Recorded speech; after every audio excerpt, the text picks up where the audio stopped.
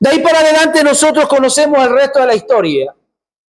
El enemigo acérrimo de nuestras almas, Satanás el diablo, como lo llama la Biblia, el dragón, la serpiente antigua y tantos otros nombres que él recibe en lo que es la Escritura, desde ese comienzo ha querido truncar, molestar, estorbar la relación que hay entre Dios y su creación, entre Dios y el hombre.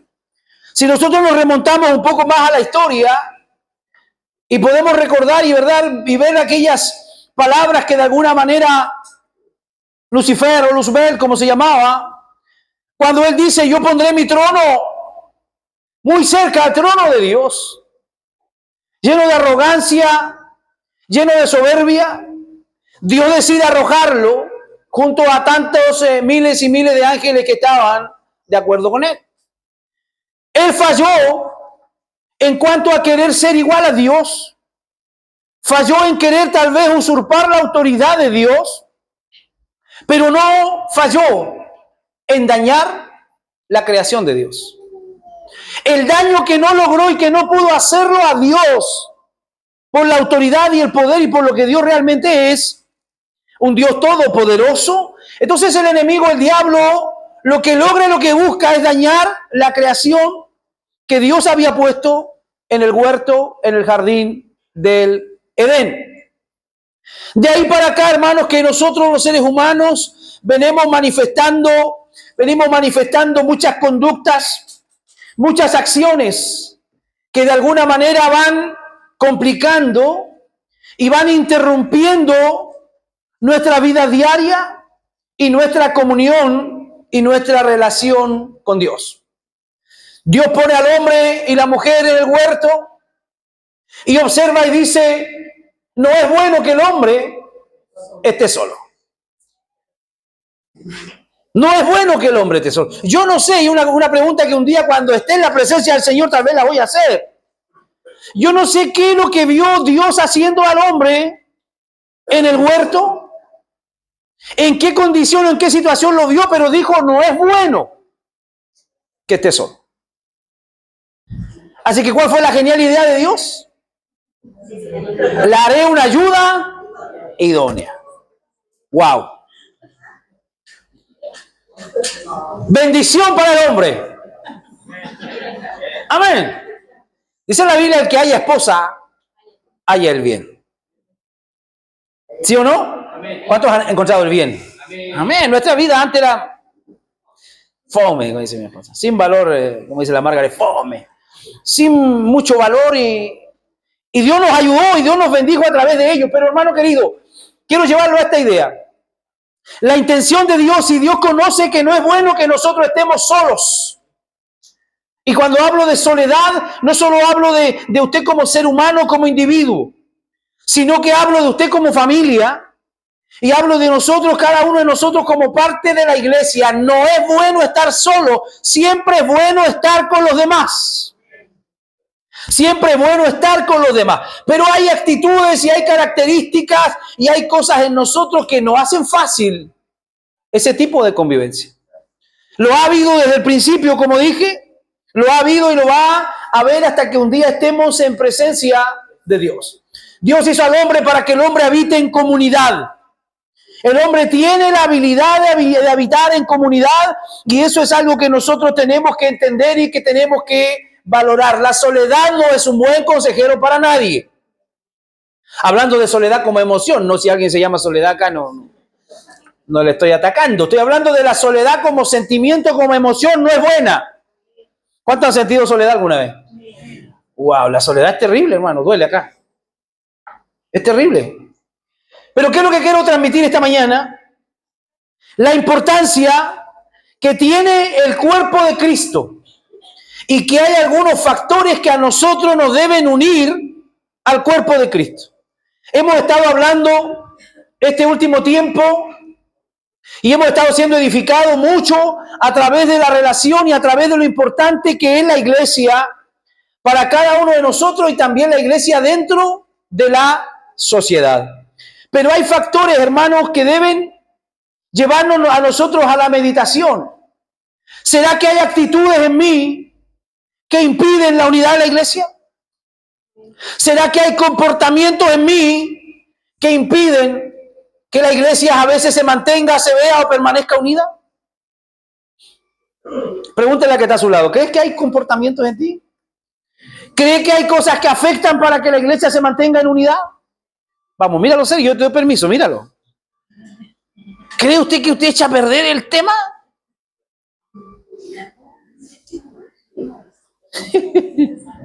No importa que lo miren feo, yo le doy permiso. ¿Será que de verdad tú echas a veces a perder el tema? Por supuesto. A veces inconscientemente o a veces con plena conciencia actuamos en perjuicio de la iglesia. Y de eso quiero hablar un poquito esta mañana. Váyase a Efesios 4. Factores que unen al cuerpo de Cristo. Efesios 4, del 1, vamos a leer hasta el 16. Y vamos a estar hoy día con esta enseñanza expositiva.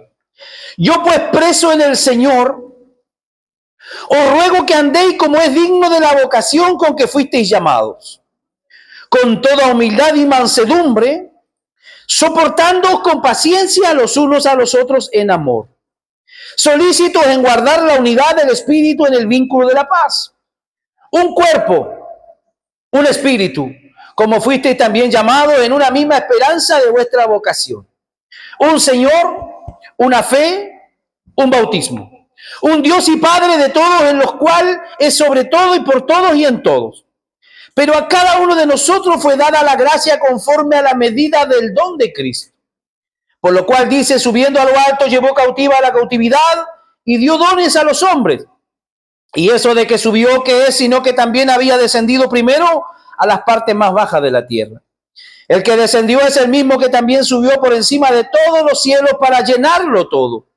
Y él mismo constituyó a unos apóstoles, a otros profetas, a otros evangelistas, a otros pastores y maestros, a fin de perfeccionar a los santos para la obra del ministerio, para la edificación del cuerpo de Cristo, hasta que todos lleguemos a la unidad de la fe y del conocimiento del Hijo de Dios, a un varón perfecto, a la medida de la estatura de la plenitud de Cristo, y ya no seamos niños fluctuantes, llevados por doquiera de todo viento de doctrina, por estratagema de hombre que para engañar emplean con astucia las artimañas del error, sino que siguiendo la verdad en amor, crezcamos en todo en aquel que es la cabeza, esto es Cristo, de quien todo el cuerpo bien concertado y unido entre sí por las coyunturas que se ayudan mutuamente, según la actividad propia de cada miembro, recibe su crecimiento para ir edificándose en amor.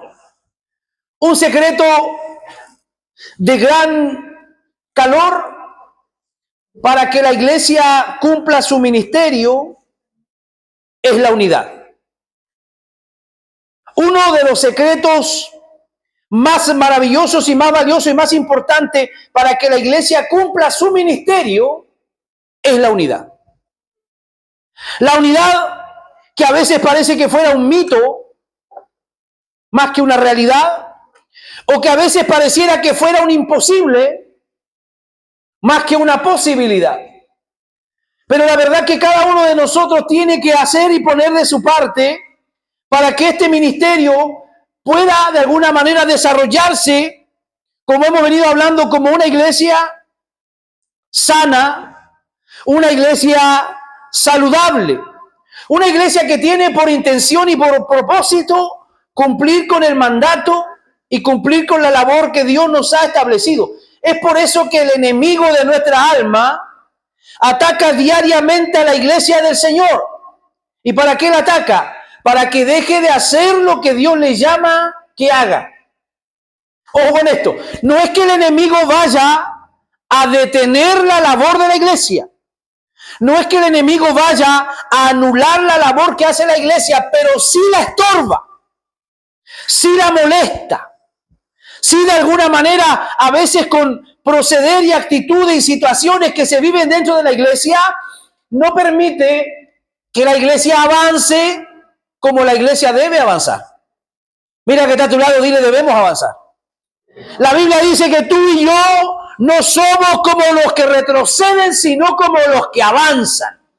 No importa cuánto avancemos, hermano, pero hay que avanzar. Yo no sé cuánto usted ha crecido este año, pero no puede terminar el 31 de diciembre sentado tranquilamente en la iglesia si es que usted se da cuenta que no ha crecido.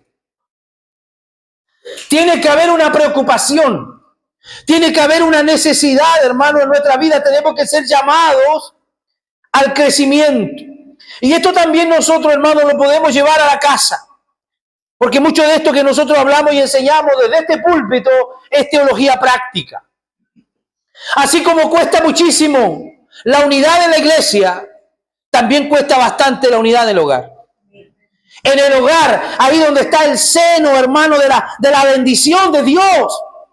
Una iglesia bendecida representa a familias bendecidas. Una iglesia caótica representa familias que están y viven en caos. Una iglesia generosa representa a un grupo de familias que son realmente generosas. Entonces, hermano, nuestra iglesia va a ser el reflejo de lo que nosotros somos en la intimidad. Nuestra iglesia no va a ser más de lo que nosotros somos en nuestra intimidad como familia. Y es allí donde también el enemigo está atacando fuertemente, tratando de desunir, tratando de debilitar, hermano, este factor tan maravilloso como es la unidad. Y como dije al principio, a veces nosotros mismos también contribuimos para que el enemigo haga ese tipo de cosas. A veces lo hacemos, hermano, inconscientemente o bajo conciencia también. Ellos lo que quieren de alguna manera es tratar de estorbar que nosotros hagamos lo que Dios nos ha mandado a hacer. Pero ante todo esto es importante que nosotros reflexionemos en que hay factores que unen y que fortalecen la vida de la iglesia. ¿Cuántos quieren de ustedes caminar en una iglesia firme? ¿A cuántos de ustedes les da tranquilidad caminar en una iglesia firme, consolidada?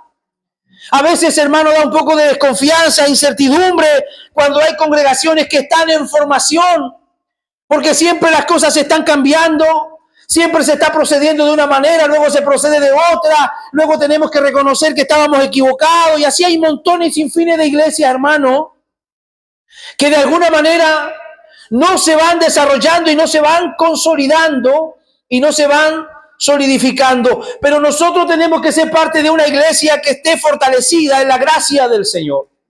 Y para ello hay algunos requisitos que como cristianos nosotros tenemos que cumplir. Primero que nada, que cada miembro de la iglesia ande dignamente, de manera digna, lo dice Efesios 4:1. Le voy a leer la Nueva Traducción Viviente. Por lo tanto, yo, prisionero por servir al Señor, les suplico que lleven una vida digna del llamado que han recibido de Dios, porque en verdad han sido llamados. ¿Dónde está la raíz de todos los problemas y la mayor parte de los problemas del ser humano? ¿Dónde cree usted que se dan y se manifiestan la mayor cantidad de problemas en la vida del ser humano? En nuestras relaciones. En nuestras relaciones. Y alguien más profundo podría decir, pastor, en mi corazón. Y tiene toda la razón. Porque lo que nosotros somos y lo que nosotros demostramos es realmente lo que está aquí adentro. Lo que está aquí adentro. Entonces, ¿dónde comienzan los problemas? En las relaciones. Cuando espiritualmente a veces nosotros nos descuidamos, entonces nuestras relaciones comienzan a tener dificultades. Cuando el hombre, cuando la mujer de Dios, cuando el joven que se congrega en una iglesia, cuando la persona que dice creer en Dios, pero que descuida su relación con Dios, va a comenzar a traer secuelas y consecuencias a sus relaciones interpersonales. Si usted deja de orar, si usted deja de leer la Biblia, si usted deja de congregarse, va a traer consecuencias negativas a su vida y por ende va a invadir o va a afectar a su círculo más cercano. Un padre que deje de orar, un padre que deje de congregarse, es un peligro para esa familia. Porque el día de mañana puede caer en cualquier pecado, puede caer en cualquier circunstancia que le puede traer daño a su esposa y daño a sus hijos. Yo siempre digo y enseño que cuando el padre de familia anda bien, hasta el perro es bendecido. Pero cuando el padre de familia anda medio torcido, hasta el perro pasa hambre. Porque no es algo tan simple. Y yo siempre digo, no somos una isla en medio del océano, hermano. Lo que yo hago afecta directamente a alguien todos los días. Todos los días. Lo que yo decido afecta directamente a alguien todos los días. Por eso nosotros no podemos tener una mente tan egoísta. Y no podemos tener una mente de alguna manera, hermano, tan ensimismada en el yo y tan preocupado en mí y en lo que yo hago, en lo que digo, en qué me van a dar, cómo va a ser esto, lo otro, porque con eso muchas veces afectamos al círculo que a nosotros nos rodea. Y Pablo aquí nos está recomendando a no descuidarnos espiritualmente, sino que él dice que debemos nosotros andar como es digno de la vocación con que fuisteis llamados. Andar, diga conmigo andar. No quedar quieto, andar, movernos, andar por la vida, andar, hermanos, por todo lo que nosotros tengamos que hacer a diario, porque seríamos excelentes cristianos si nos quedamos todo el día encerrados en la casa y sentados en el living de la casa, y entonces no enfrentaríamos tentaciones, no enfrentaríamos problemas, no enfrentaríamos obstáculos, pero eso no es la vida. La vida diaria, hermano, es negarnos al pecado y enfrentar muchos problemas. Dígale que está a su lado, también yo tengo problemas. También yo tengo problemas, hermano. Entonces, ¿qué es lo que nos dice Pablo? Andar dignamente. ¿Y qué es andar dignamente? Primero que nada, andar en fe. Vaya con su Biblia a 2 Corintios 5:7. Andar en fe. ¿Cómo tengo que andar? ¿Cómo tengo que moverme? Moverme en fe. El evangelio es por fe y para fe. Pues vivimos por lo que creemos y no por lo que vemos. Porque por fe andamos, no por vista. Entonces cada uno de nosotros, hermano, como iglesia, como hermano, tiene un llamado a moverse y andar a través de la fe. Si yo miro literalmente ahora al que está sentado a mi lado, hágase ejercicio, mírelo, Usted va a ver que sigue siendo la misma persona que ha sido siempre. Y usted va a ver que sigue siendo la misma persona que usted conoció y que tiene por años sentado al lado de su silla.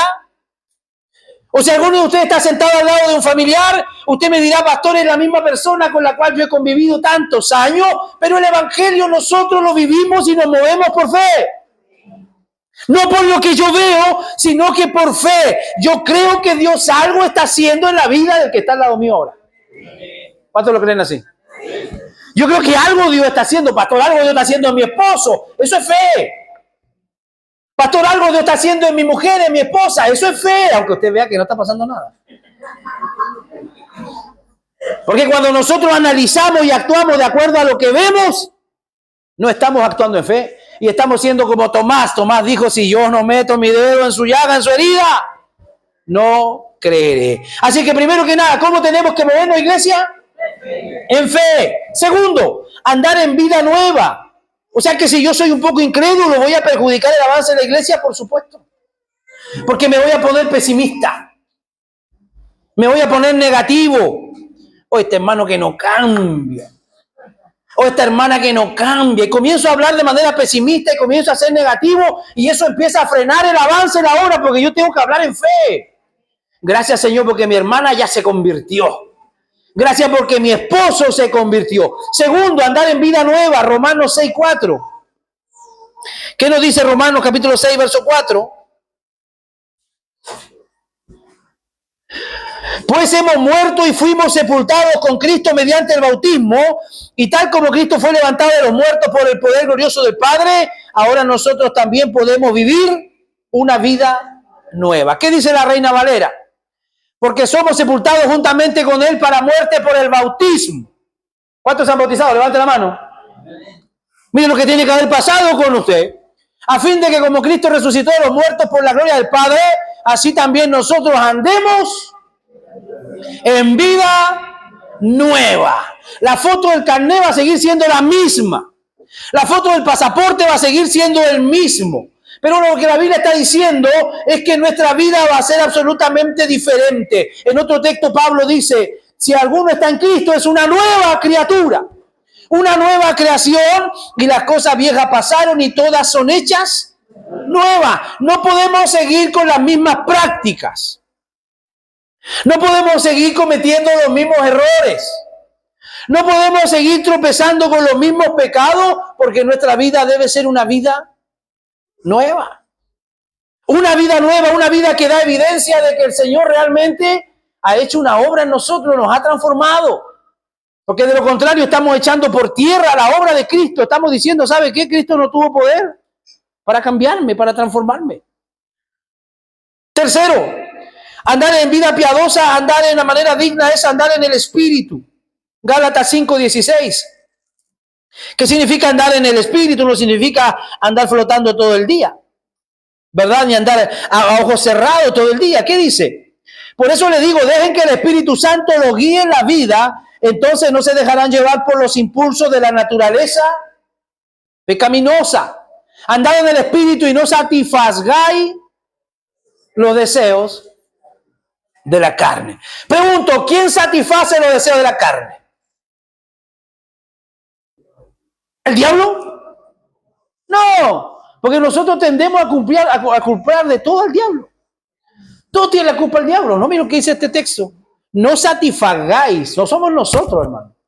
Somos nosotros los que le damos rienda suelta a nuestras emociones, a nuestras pasiones, a nuestra rabia, a nuestra indignación, a nuestro cólera. A todo ello somos nosotros los que les satisfacemos y los que les permitimos que ellos se manifiesten en nuestra vida. Así que tenemos que dar batalla, hermano, y lograr andar en el Espíritu. No satisfacer los deseos de la carne. Hoy día muchos de ustedes fueron tentados para quedarse en la cama. ¿Sí o no? La mayoría de ustedes trabaja de lunes a sábado, se levantan temprano. ¿Qué tendría de malo quedarse un domingo por la mañana, un poco más tarde en la cama y no ir a la iglesia e inventarle cualquier cosa al pastor? ¿Tiene de malo? Por supuesto. ¿Por qué? Porque estamos dándole satisfacción a nuestra carne. Y el Señor dijo que el espíritu siempre está dispuesto, pero la carne es débil, hermano. Entonces tenemos que aprender a ir sometiendo y a ir matando nuestra carnalidad cada día. ¿Se imagina lo que sería de nuestra vida si le damos todos los placeres a la carne? ¿Ha pensado usted alguna vez eso? Si le damos rienda suelta a todo lo que la carne quiere, ¿cuántas cosas comeríamos en el día? Porque se nos viene el pensamiento, que tengo ganas de comer esto, que tengo... ¿Se imaginan que le demos rienda suelta a todo lo que queremos comer? Piensen en eso, dama. Lo lleva a la comida, que es como el ídolo de varios. ¿Se imagina cuál sería el resultado de nuestra vida si le damos rienda suelta a todo lo que nuestra carne nos manda? Bueno, lo mismo lo podemos llevar al otro ámbito, al ámbito sexual. Si le damos rienda suelta a nuestras pasiones como hombres, de alguna manera vamos a terminar mal, hermanos. Por eso es que el apóstol Pablo de alguna manera en este párrafo nos está hablando a nosotros no de un tema prohibitivo, sino que nos está llevando a pensar y analizar por el bien propio de cada uno de nosotros. Porque cada uno de nosotros es bendecido en la medida que puede ir matando su pecado y su carnalidad. También cómo podemos nosotros bendecir a la iglesia y andar dignamente, andando en amor. Efesios 5:2. Y andad en amor como también Cristo nos amó y se entregó a sí mismo por nosotros, ofrenda y sacrificio a Dios en olor fragante. El amor que es tan importante, hermano, dentro de las filas de la iglesia y de las filas del evangelio. Vivan una vida llena de amor, dice la Nueva Traducción Viviente. ¿Cómo tiene que ser mi vida? Llena de amor. Siguiendo el ejemplo de Cristo, Él nos amó y se ofreció a sí mismo como sacrificio por nosotros, como aroma agradable a Dios. El amor debe ser la base fundamental, hermanos, de nuestra relación con Dios. Yo tengo que servir a Dios no porque Dios me tiene gordito y bendecido. Yo tengo que servir a Dios no porque tengo un buen vehículo y vivo en un buen sector en Antofagasta. Yo tengo que servir a Dios por amor. Lo que a mí me debe mover a servir a Dios y a venir cada domingo por la mañana a la iglesia es que yo amo a Dios. Servir a Dios, andar en amor, llenito de amor. Porque el apóstol también habla y dice que el amor de alguna manera cubre multitud de pecados. El hermano que está sentado al lado tuyo peca, pero cantidad de veces en el día como tú no te lo imaginas. El que está allá atrás tuyo peca, pero cantidad de veces como tú no te lo imaginas. Pero ¿qué hace que nos toleremos aquí unos a otros? El amor. El amor. El amor, y entonces el amor es importante, hermano, dentro de lo que son nuestras relaciones. Porque si tú amas a tu hermano, entonces tienes plena libertad para decir que amas a Dios. ¿Cuántos aman a su hermano? Amar al hermano no significa ni apañarle todo lo malo que él hace, ni palmearle la espalda. Porque algunos se creen más buenos que Dios. Juanito partió su sermón el jueves predicando un muy buen texto, Juanito, donde decía que tenemos que aborrecer lo que Dios aborrece. Y hay gente que a veces no aborrece lo que Dios aborrece. Ah, no, son más buenos que Dios. No podemos ser más buenos que Dios, hermano. Si Dios aborrece el pecado, nosotros también tenemos que aborrecerlo. Pero si mi hermano literalmente todos los días falla, si yo todos los días fallo, lo que a nosotros nos mueve y nos une como iglesia es el amor. Entonces el amor tiene que movernos a la misericordia y movernos a la restauración. Pero no tiene que dejar afuera la disciplina. Ojo con eso. Porque si no nos transformaríamos en una iglesia amorosa y permisiva. Y estaríamos aquí llenos de un montón de pecados y tener que enfrentando cada día diferentes situaciones. Movámonos en amor. Y la Biblia dice que el padre al hijo que ama, ¿qué es lo que hace el padre con el que ama? Lo exhorta, lo disciplina. Hay algunas traducciones que dicen lo castiga. Así que si usted es un amado por Dios, Dios lo va a disciplinar diariamente. Los padres que aman a sus hijos lo van a disciplinar cuando comete errores. Y eso a nosotros nos va a ayudar a crecer. Como iglesia tenemos que aprender a andar en amor, pero no a tapar tantas mañas y tantas cosas. Andar en amor. Si yo amo a mi hermano, tengo que reprenderlo porque yo quiero que él crezca. Si yo amo a mi hermana, tengo que reprenderla porque yo quiero que ella crezca. Porque un día vamos a tener que rendir cuentas delante del Señor. ¿Qué más, hermano? Andar en luz. Primera de Juan 1:7. Andar en luz. Pero si andamos en luz como Él está en luz, lea por favor ese texto. Yo le voy a buscar la nueva traducción viviente.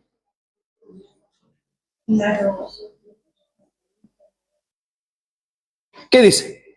Pero si andamos en luz, como Él está en luz, hablando de Dios, ¿qué dice? Tenemos comunión unos con otros y la sangre de Jesucristo, su Hijo, nos limpia de todo pecado. Si vivimos en la luz así como Dios está en la luz, entonces tenemos comunión unos con otros y la sangre de Jesús, su Hijo, nos limpia de todo pecado. Esa palabra comunión nos habla de tener una unión común. ¿Cuál es el motivo por el cual nos reunimos cada domingo por la mañana en este lugar? ¿Venir a ver qué color de traje trae el pastor? ¿Venir a ver a mi hermano?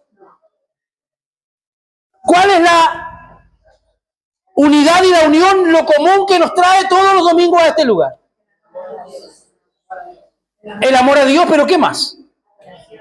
La adoración, escuchar la palabra del Señor, cantar al Señor, son cosas que nosotros tenemos que hacer en comunidad y en comunión. ¿Pero no le ha pasado a usted que a veces no tiene comunión con toda la gente?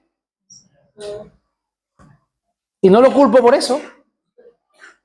Porque una vez se dice, oye, esta persona tiene como, no sé, algo raro, dice. Y no es que sea ni adivino, ni brujo, nada de eso. Es que hay algo que a veces no nos permite tener comunión. Y váyase más arriba, hermana Verónica, por favor. ¿Por qué a veces no hay comunión? Porque no todos andan en la luz. Es tan, hermano, lógico que cuando usted llega a una habitación por la noche, está todo en tiniebla, en oscuridad.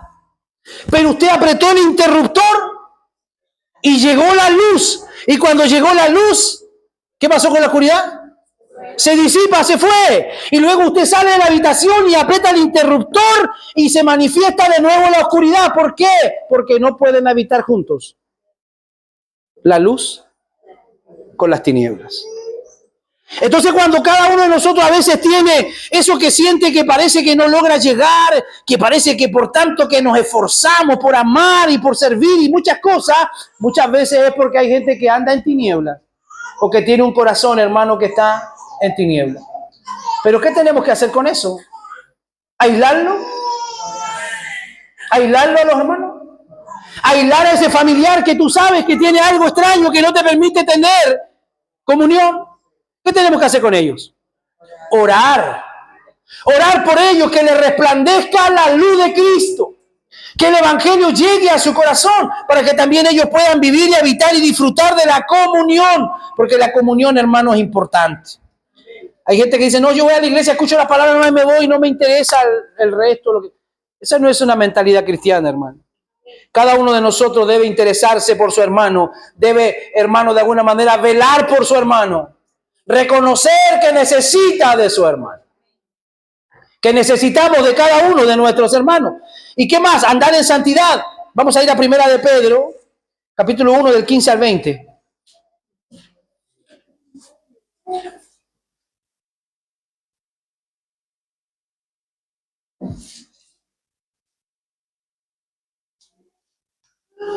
Sino como aquel que os llamó es santo, sed también vosotros santos en toda vuestra manera de vivir, porque escrito está, sed santo porque yo soy santo. Y si invocáis por Padre aquel que sin acepción de persona juzga, según la obra de cada uno, conducíos todo el tiempo, conducíos, ¿cómo dice? ¿Cómo hay que conducirse? En temor, todo el tiempo de vuestra peregrinación, sabiendo que fuiste rescatado de vuestra vana manera de vivir, la cual recibiste de vuestros padres, no con cosas corruptibles como oro o plata, sino con la sangre preciosa de Cristo, como de un cordero sin mancha y sin contaminación. ¿Qué es lo que dice la Nueva Traducción Viviente? Ahora sean santos en todo lo que hagan, tal como Dios que los eligió es santo. Pues la Escritura dice, sean santos porque yo soy santo. Recuerden que el Padre Celestial, a quienes ustedes oran, no tiene favoritos. Él los juzgará y los recompensará según lo que hayan hecho. Así que tienen que vivir como un reverente temor de Él mientras sean extranjeros en esta tierra. ¿Cuál debe ser nuestra actitud ante el Señor? Reverente. No, yo soy fulano de tal, mire, llevo tantos años en la iglesia, leo la Biblia, ¿cuántas veces? ¿Qué me van a decir a mí? No. Caminar con reverencia. La Biblia dice, el que esté firme, mire que no caiga. Caminar con temor, caminar con temblor. ¿Será que si yo hago esto voy a ofender a Dios? ¿Será que si yo hago esto voy a estar haciendo daño a uno de mis hermanos? Eso es conducirnos con temor. Con temor. No solamente que mientras me están observando, me están mirando, sino que cada uno de nosotros debe vivir las 24 horas del día con temor de Dios. Si yo digo este insulto, ¿estaré ofendiendo a Dios? Si yo doy una mirada laxiviosa o si yo doy una mirada altiva a alguien, le estaré haciendo daño. Esa debe ser la actitud que el cristiano debe cada día, hermano, asimilar. Y eso nos va a ayudar a nosotros a poder andar dignamente como un cristiano. Porque no se trata solo de decir yo soy cristiano, sino que el cristiano tiene que parecer y tiene que comportarse como un cristiano. Segundo, que cada miembro del cuerpo ande, Efesios 4:2, en humildad. Si hay algo que al ser humano le cuesta, hermano, es la humildad. Somos tan orgullosos, somos tan soberbios, pero la humildad es una característica importante, hermanos, de todo aquel que se considera un cristiano. Tenemos el ejemplo por excelencia de humildad? A Jesús. Jesús dijo, aprendan de mí que soy manso y humilde de corazón. Humildad es sentir una pequeñez sin una pizca de complejo ni de prejuicio. Humildad es sentirse de alguna manera inferior a otros, pero sin prejuicios ni complejos. En cuanto yo maduro en la fe, en cuanto yo crezco en la fe, entiendo que no soy mejor que nadie, sino que puedo ser peor que muchos. Pero cuando hay soberbia, me voy a sentir superior a todo el mundo. Voy a mirar a todos por sobre el hombro. Este no está a mi altura. Pero cada uno de nosotros es llamado, Filipenses 2, a la humildad.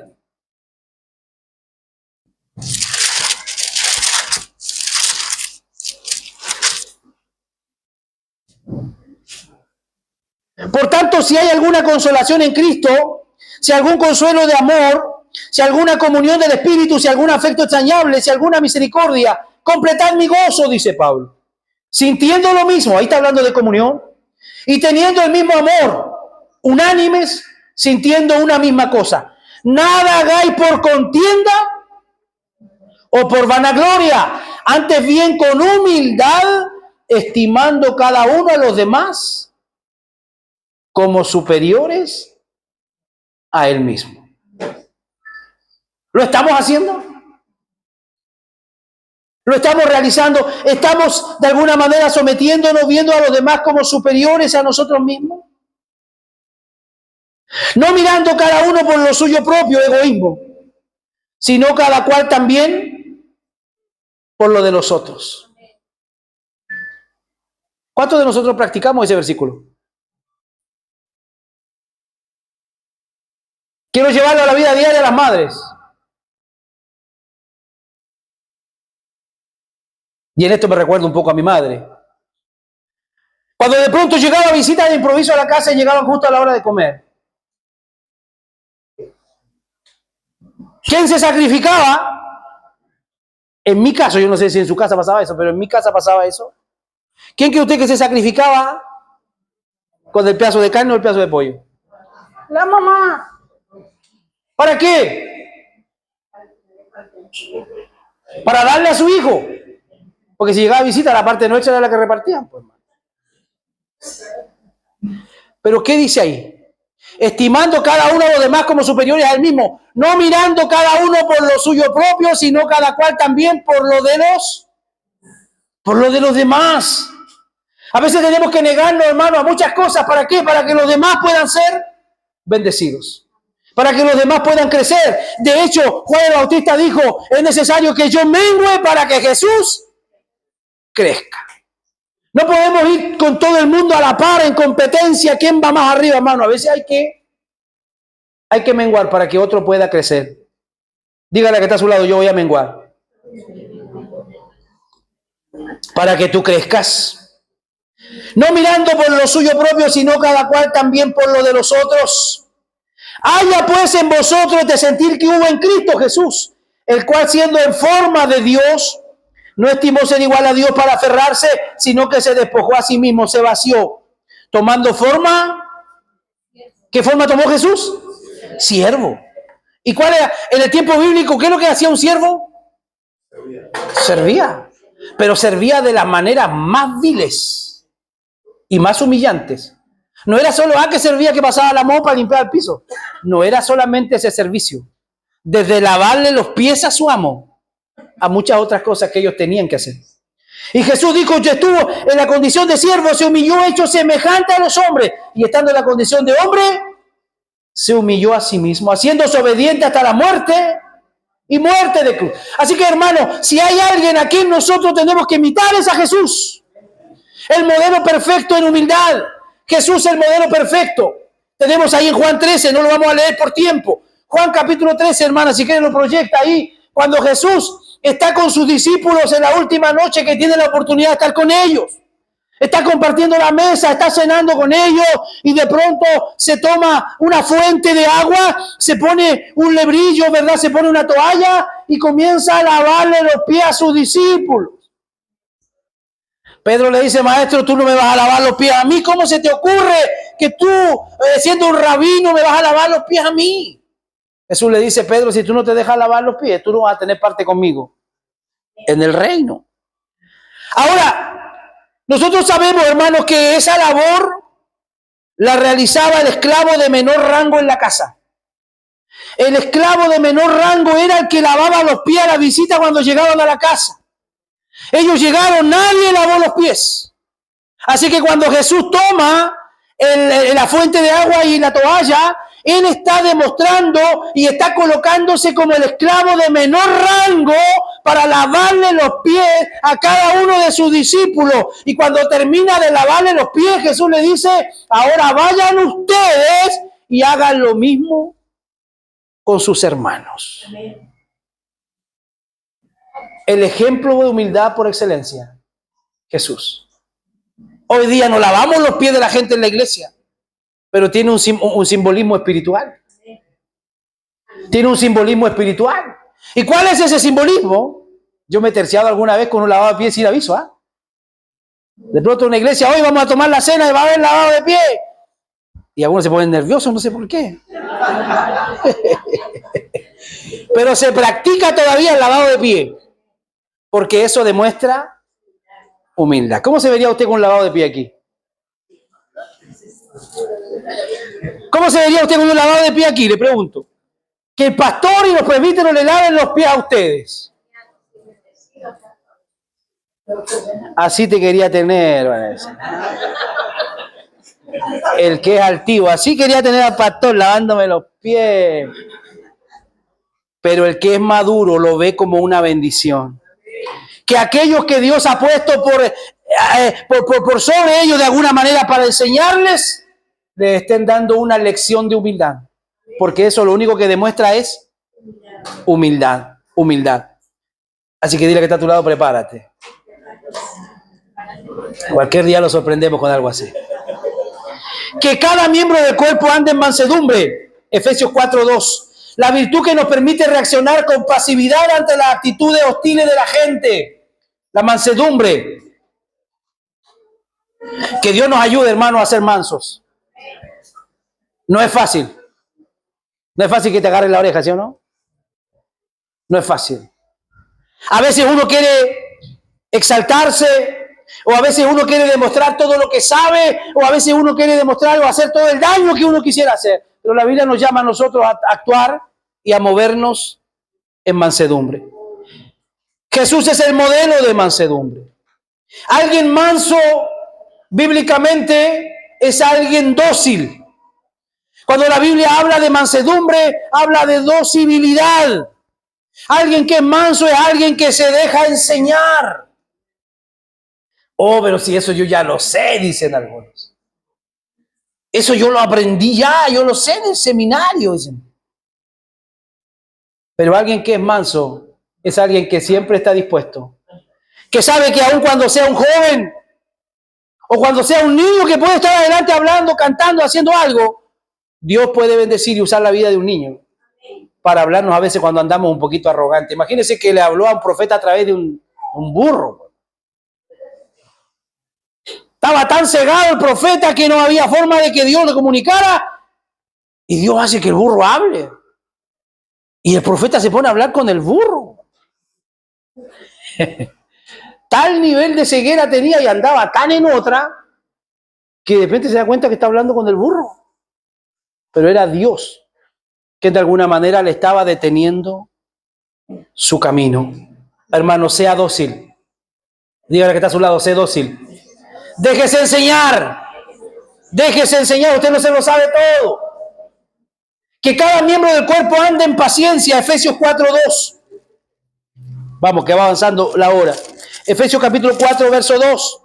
Con toda humildad y mansedumbre, soportados con paciencia los unos a los otros. Levante la mano todo aquel que necesita paciencia. Soportándonos con paciencia. La paciencia es necesaria en el camino de la fe, porque a veces van a haber situaciones que nos van a querer robar la paciencia. La paciencia es necesaria en la vida diaria. ¿Cuántos necesitan paciencia en su casa? A ver, levante la mano.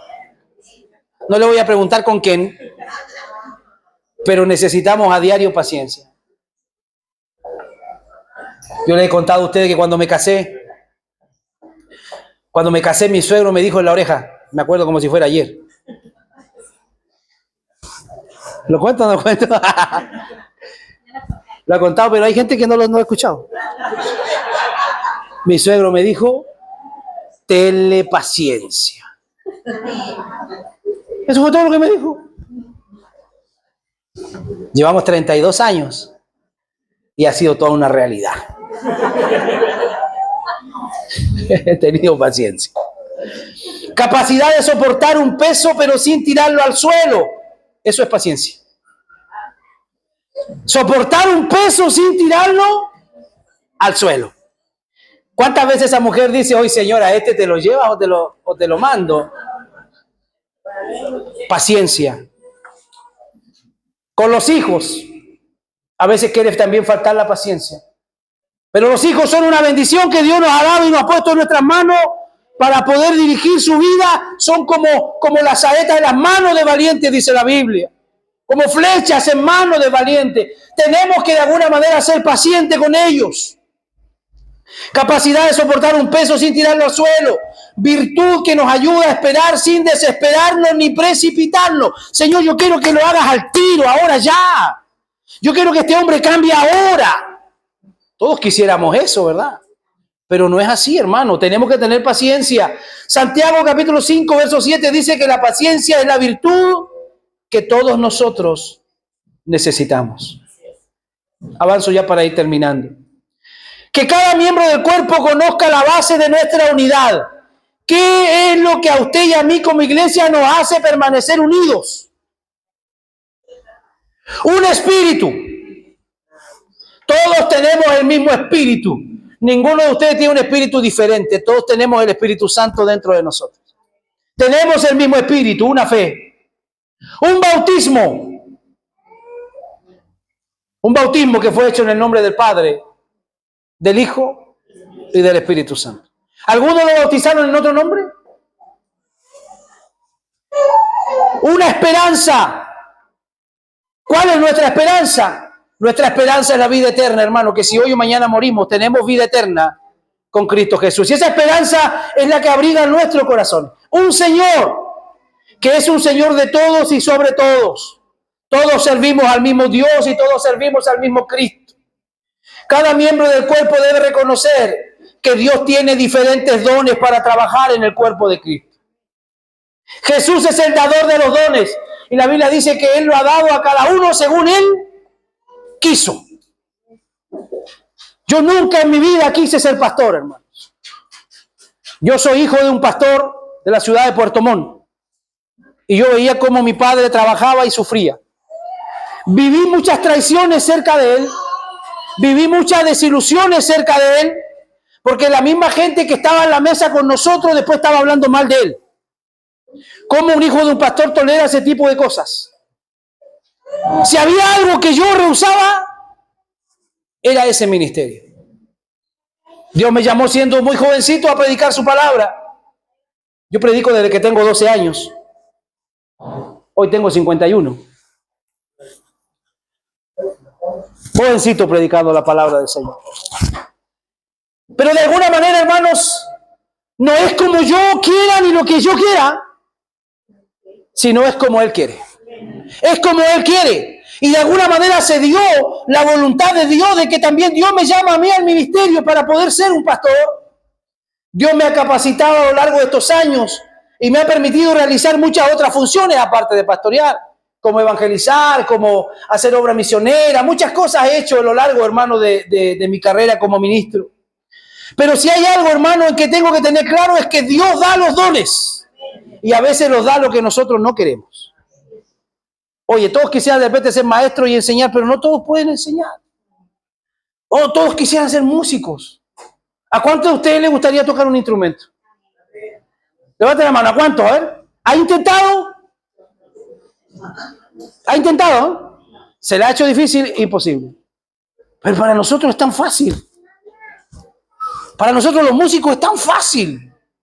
¿Por qué? Porque es un regalo que Dios nos ha dado. Y que no todos tienen. Pero usted tiene otras cosas que yo no tengo. Usted tiene otras virtudes que yo no tengo. Jesús constituye ministerio. ¿Para qué? Lo dice Efesios 4, 11 y 12. ¿Para qué son los pastores, los evangelistas, los maestros? ¿Para qué? Para capacitar al cuerpo de Cristo. ¿Para qué? Para perfeccionar. Yo le doy gracias a Dios por los maestros que tenemos en esta iglesia, porque tenemos muy buenos maestros. ¿Y cuál es la labor de esos maestros? Perfeccionar a la iglesia, que usted sea cada día mejor. La meta de Jesús es consolidar el cuerpo, que seamos una iglesia consolidada. ¿Hasta cuándo, pastor? Hasta llegar a la unidad de la fe. O sea, no vamos a terminar nunca de enseñar y ustedes nunca de aprender. Hasta llegar a la unidad de la fe, hasta llegar a la unidad del conocimiento del Hijo de Dios. Llegar a la medida de la estatura de la plenitud de Cristo, para ya no andar fluctuando, para no ir para allá o para acá. Seguir la verdad, crecer en todo. ¿Para qué? Para que como resultado tengamos como iglesia ayuda mutua. Ayuda mutua. Ese es el principio y el propósito fundamental de la iglesia. El Señor dijo, el mundo va a creer cuando vea que ustedes son... ¿Son qué? ¿Son espirituales? El mundo va a creer que cuando ustedes hablen lenguas. El mundo va a creer cuando vea que ustedes son uno. Uno. Y eso es algo que se nos critica mucho a la iglesia evangélica, hermanos. Tenemos tantos letreros. Tenemos tantas cosas, hermanos, que a veces nos separan. Pero tenemos algo en común, que es nuestra fe en Cristo. Y que sabemos que al cielo no llegamos ni por María, ni por José, ni por nadie. Al cielo llegamos solamente por Jesús. Él dijo, no hay otro nombre bajo el cielo dado a los hombres en quien podamos ser salvos. Debemos reconocer que el cuerpo tiene una cabeza, es Cristo, la cual guía y sustenta a cada miembro.